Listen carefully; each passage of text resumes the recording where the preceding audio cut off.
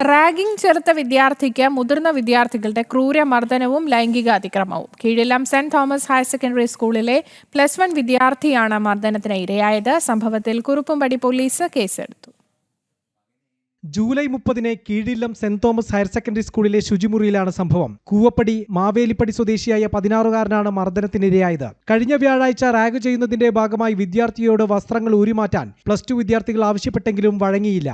എന്നാൽ ഉച്ചയോടെ 20ഓളം വരുന്ന സംഘം ശുചിമുറിയിൽ വെച്ച് വളഞ്ഞിട്ട് ആക്രമിക്കുകയായിരുന്നു. തലയിലും ശരീരത്തിലും ഒട്ടേറെ മർദ്ദനം ഏറ്റുവാങ്ങിയതിനു പുറമെ സ്വകാര്യ ഭാഗങ്ങളിലും വിദ്യാർത്ഥികൾ പരിക്കേൽപ്പിച്ചു. വസ്ത്രങ്ങൾ അഴിച്ചുമാറ്റി പ്രകൃതിവിരുദ്ധ പീഡനത്തിനും പ്രേരിപ്പിച്ചെന്ന് പരാതിയിൽ പറയുന്നു. മർദ്ദന വിവരം പുറത്തു പറയാതിരുന്ന വിദ്യാർത്ഥി രാത്രിയിൽ ഉറക്കത്തിൽ നിലവിളിക്കുന്നത് കണ്ടാണ് രക്ഷിതാക്കൾ കാര്യം തിരക്കുന്നത്.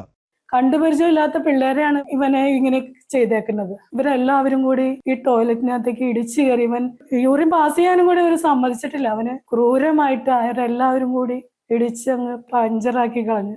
താഴെ വീണ് അവശതയായി കഴിഞ്ഞപ്പോഴാണ് ഒരാൾ പറയാണ് ഇനി മതിയിടാൻ നിർത്തടാന്ന് പറഞ്ഞപ്പിന്നെയാണ് അവർ നിർത്തിപ്പോയത്. അവരെ CCTV ക്യാമറയിൽ ഇത് വ്യക്തമായിട്ടല്ല അറിയാതെ. ആ ക്യാമറ പരിശോധിച്ചാൽ മാത്രം മതി. എൻ്റെ കൊച്ചിന് നീതി വേണം, നീതി കിട്ടണം. ആക്രമണത്തിൽ പങ്കെടുത്ത 4 വിദ്യാർത്ഥികളുടെ പേരുവിവരങ്ങൾ ഉൾപ്പെടെയാണ് പരാതി നൽകിയിരിക്കുന്നത്. റാഗിംഗ് വിരുദ്ധ നിരോധന നിയമപ്രകാരവും ശാരീരികമായി ഉപദ്രവിച്ചതിനുമാണ് പോലീസ് കേസെടുത്തിരിക്കുന്നത്. Police child welfare report juvenile justice ബോർഡിന് മുന്നിൽ സമർപ്പിച്ചു. ജനം, കൊച്ചി.